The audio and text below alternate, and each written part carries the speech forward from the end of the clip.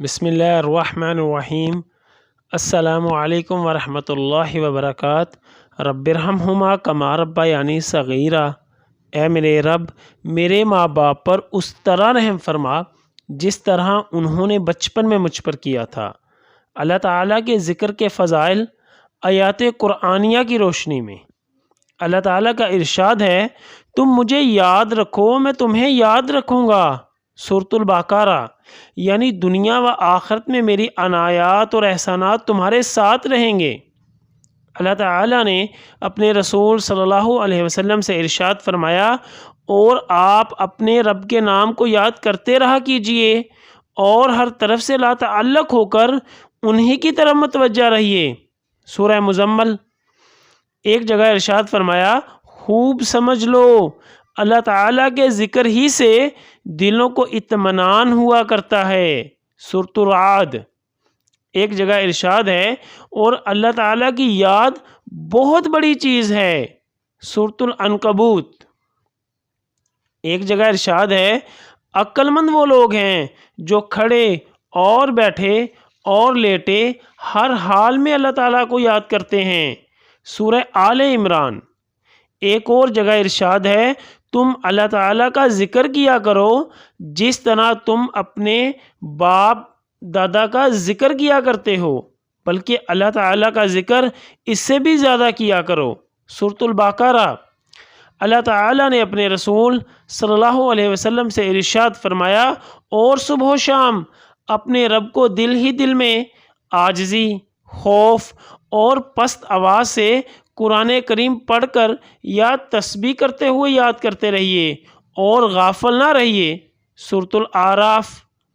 اللہ تعالیٰ نے اپنے رسول صلی اللہ علیہ وسلم سے ارشاد فرمایا، اور تم جس حال میں ہوتے ہو یا قرآن میں سے کچھ پڑھتے ہو یا تم لوگ کوئی اور کام کرتے ہو، جب اس میں مصروف ہوتے ہو ہم تمہارے سامنے ہوتے ہیں۔ سورہ یونس۔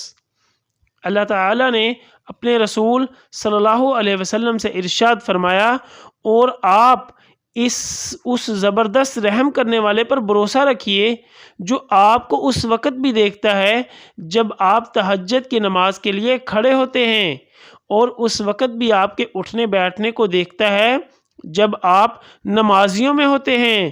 بے شک وہی خوب سننے والا جاننے والا ہے۔ سورۃ الشعراء۔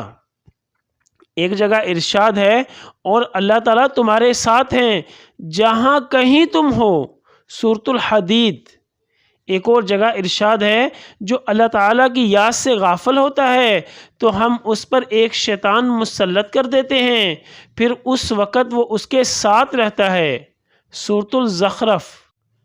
اللہ تعالیٰ کا ارشاد ہے، اگر یونس علیہ السلام مچھلی کے پیٹ میں بھی اور مچھلی کے پیٹ میں جانے سے پہلے بھی اللہ تعالیٰ کی کثرت سے تسبیح کرنے والے نہ ہوتے تو قیامت تک مچھلی کے پیٹ سے نکلنا نصیب نہیں ہوتا، یعنی مچھلی کی غذا بن جاتے۔ مچھلی کے پیٹ میں حضرت یونس علیہ السلام کی تسبیح لا الہ الا انت سبحانک انی کنت من الظالمین تھی۔ سورۃ الصافات۔ ایک اور جگہ ارشاد ہے، تم اللہ تعالیٰ کی تسبیح ہر وقت کیا کرو، خصوصاً شام کے وقت اور صبح کے وقت۔ سورہ روم۔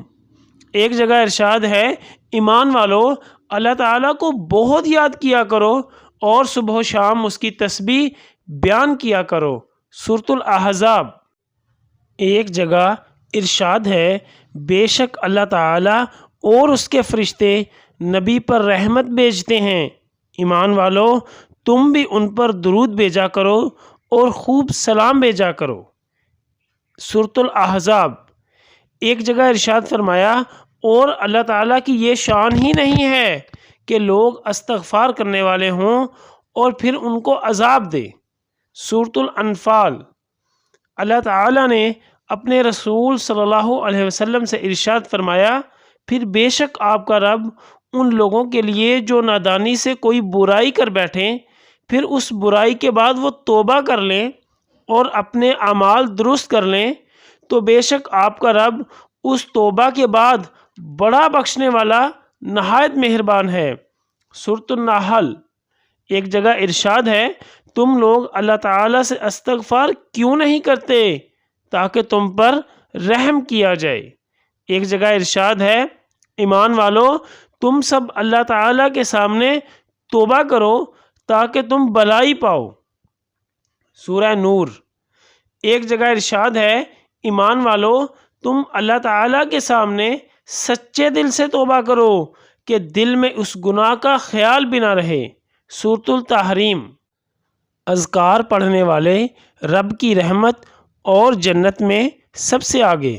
امام ابو ہریرہ رضی اللہ عنہ بیان فرماتے ہیں کہ رسول اللہ صلی اللہ علیہ وسلم ایک مرتبہ مکہ کی راہ پر تھے تو آپ کا گزر جمدان نامی پہاڑ کے پاس سے ہوا، تو آپ نے فرمایا یہ جمدان نامی پہاڑ ہے، اور مفردون آگے بڑھ گئے۔ صحابہ کرام رضی اللہ عنہم نے کہا، اے اللہ کے رسول صلی اللہ علیہ وسلم مفردون کون ہیں؟ آپ صلی اللہ علیہ وسلم نے ارشاد فرمایا، الذاکرون اللہ کثیرا والذاکرات، اللہ تعالیٰ کا بہت زیادہ ذکر کرنے والے مرد اور بہت زیادہ ذکر کرنے والی عورتیں۔ صحیح مسلم حدیث نمبر 2676۔ اللہ تعالیٰ ہم سب کو انہی میں سے کر دے، آمین۔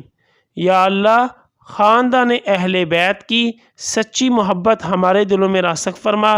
یا رسول اللہ صلی اللہ علیہ وسلم ہمارے ماں باپ اور ہماری آل اولاد آپ صلی اللہ علیہ وسلم پر قربان ہو، آمین یا ارحم الراحمین۔